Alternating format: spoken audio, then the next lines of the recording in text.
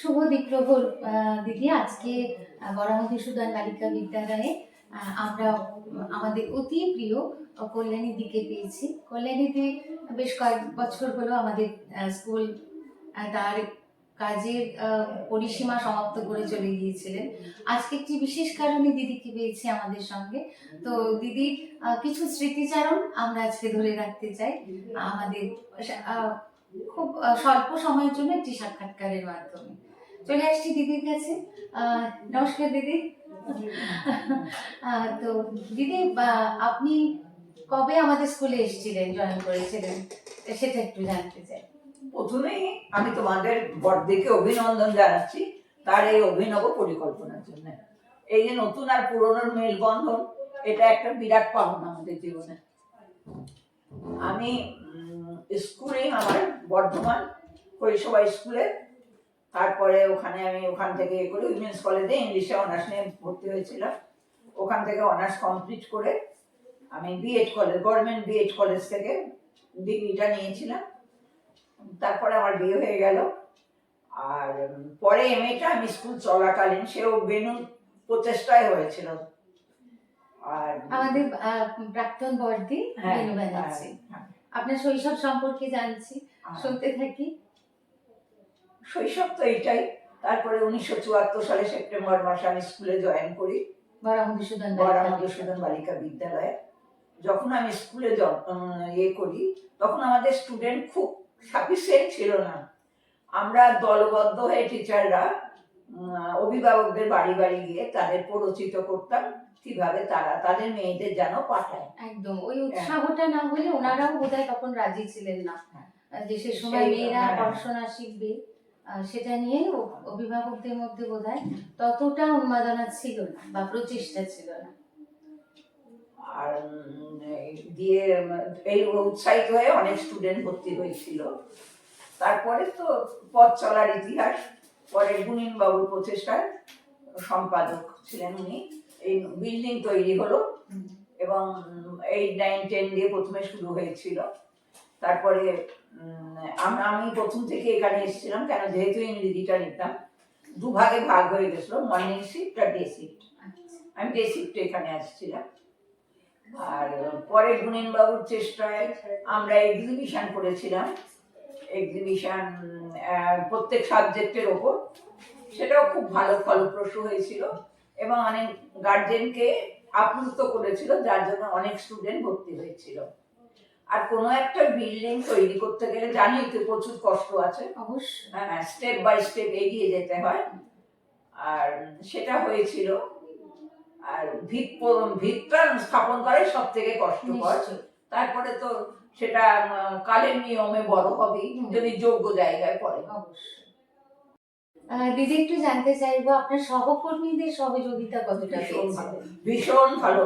আমি তো এটাকে বাড়ির মতন মনে করতাম, মানে ঘরের বাইরে ঘর, এটাই আমার ধারণা ছিল। ভীষণ ভালো। আর আমি একটু নিজের সম্বন্ধে বলি যে আমি ভীতু মতন ছিলাম। যাই হোক, ওদের সহযোগিতা না পেলে হয়তো আমি এগিয়ে যেতে পারতাম না। খুব ভালো, খুব ভালো, বন্ধুর মতো আর সন্তানের মতো। মানে ওরা দিদি তো দিদি, মানে ভীষণ ভালোবাসতো, খুব ভালো ছিল। ওদের ভুলতে পারবো না। আমার রিটায়ারের পর আমি তো প্রচুর কান্নাকাটি করলাম, বাড়ি গিয়েও খুব খারাপ লাগছিল। তারপরে ঈশ্বরের কৃপায় তখন university, Vivekananda mission Vivekananda university প্রতিষ্ঠিত হয়েছিল। আমি যে বছর রিটায়ার করলাম সেই বছরই। তা সেখানে স্পিরিচুয়ালিজমের উপর পড়ানো হতো। তা আমি ওইখানে ভর্তি হয়ে এখনো চলছে, 20 বছর হয়ে গেল। যাই হোক, ভালো লাগে ওখান থেকে। এখন মানে আগের থেকে আমি একটু মানে শক্তি পেয়েছি এগিয়ে যাবার। অবশ্যই স্বামীজি বলতেন অভিমন্ত্রে দীক্ষিত হও, উপনিষদের বাণী। আমিও সেটাই ভাবি। সবসময় কোনো ব্যাপারে এখন এগিয়ে যেতে গেলে স্বামীজিকে স্মরণ করি। আর স্বামীজির কথা যে প্রতিটি মেয়ের মধ্যে, প্রতিটি মানুষের মধ্যে পোটেনশিয়ালিটি আছে। There is potentiality in every man. The aim is to manifest that potentiality. আমরা এটা দেখেছি মেয়েদের মধ্যে প্রচুর পরিমাণে আছে। আমরা যখন ফাংশনে, তখনকার দিনের ফাংশন করিয়েছি, যে সময় মেয়েরা সাড়া দিয়েছে, যে সুন্দরভাবে করেছিল। বর্তমানেও আমি দেখলাম আধুনিক প্রযুক্তির ক্ষেত্রে তারাও পিছিয়ে নেই, তারাও খুব সুন্দরভাবে প্রতিটি অংশে অংশগ্রহণ করেছে, প্রতিটি ফাংশন, প্রতিটি ক্ষেত্রে, এবং ভীষণ সুন্দরভাবে সেটাকে প্রডিউস করেছে। আপনি কোন বিষয় পড়াতেন দিদি? আমি ইংরেজি পড়াতাম, আর সংস্কৃত ক্লাসও মাঝে মাঝে নিয়েছি। তখন মেয়েদের কিরকম রেসপন্স পেতেন? হ্যাঁ, মেয়েদের চেষ্টা ছিল, আর মেয়েরা ভীষণ বাধ্য, খুব ভালো মেয়ে ছিল। আর তখনকার দিনে তো গার্জেনরা ছেলেদের দিকে লক্ষ্য রাখতো বেশি। মেয়েরা চাষের কাজ করে তারপর তারা আসতো, পড়ার সুযোগ খুব কম পেত। আর কিন্তু তাদের খুব চেষ্টা ছিল, টিচারদের খুব মেনে চলতো একদম সন্তানের মতো। আমারও খুব ভালো লাগতো ওদের, আমি আমার সব মেয়েদের মধ্যে আমি যেন আমার মেয়েকেই দেখতাম, আমার ভীষণ ভালো লাগতো। আর একটা কথা, ইংরেজি যেহেতু খুব শক্ত সাবজেক্ট, ওই জন্য আমি টিচার হিসেবে ওদের মধ্যে কোনো কঠিনতম ব্যবহার করতাম না।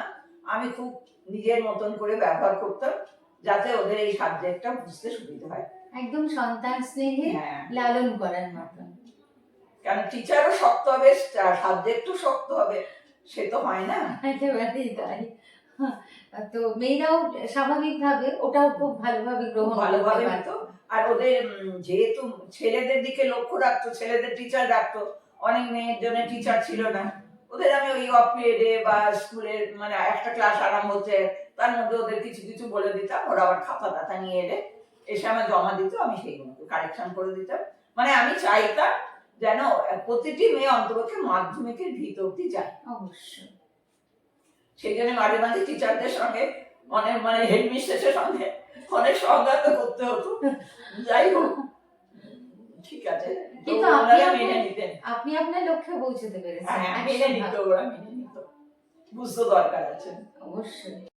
আচ্ছা দিদি, এবার একটু জানতে চাইবো আপনার পরিবার সম্পর্কে, পরিবারের ছেলে মেয়েদের কথা, বা আপনি যে সেই সময়তে বৈবাহিক সূত্রে মানে গেলেন অন্য একটি পরিবেশে, সেখান থেকে এই চাকরিকে বজায় রাখা কতটা সম্ভব? না, আমার হাজবেন্ড ভীষণ ভালো, মানে ফ্রেন্ড ফিলোসফার অ্যান্ড গাইড বলতে যা বোঝায়, আমার হাজবেন্ড ছিলেন। তিনি খুব সাহায্য করেছেন, প্রয়োজনে রান্না করেও সাহায্য করেছেন। কারণ যখন মর্নিং স্কুলে আসতাম রান্না করতে পারতাম না, মেয়ে খুব ছোট, 8 বছরের মেয়ে আমি চাকরি নিতেই ছিলাম, তখন থেকে আসি। খুব মানে উপযুক্ত হাজবেন্ড। একদম, তা না হলে পথ চলাটা বোধহয় এত মসৃণ হতো না, অত সুবিধে হতো না। একেবারেই তাই। আর এমনি কোনো সামাজিক ভাবে কোনো অসুবিধার সম্মুখীন হয়েছে? না, সেরকম কিছু হয়নি।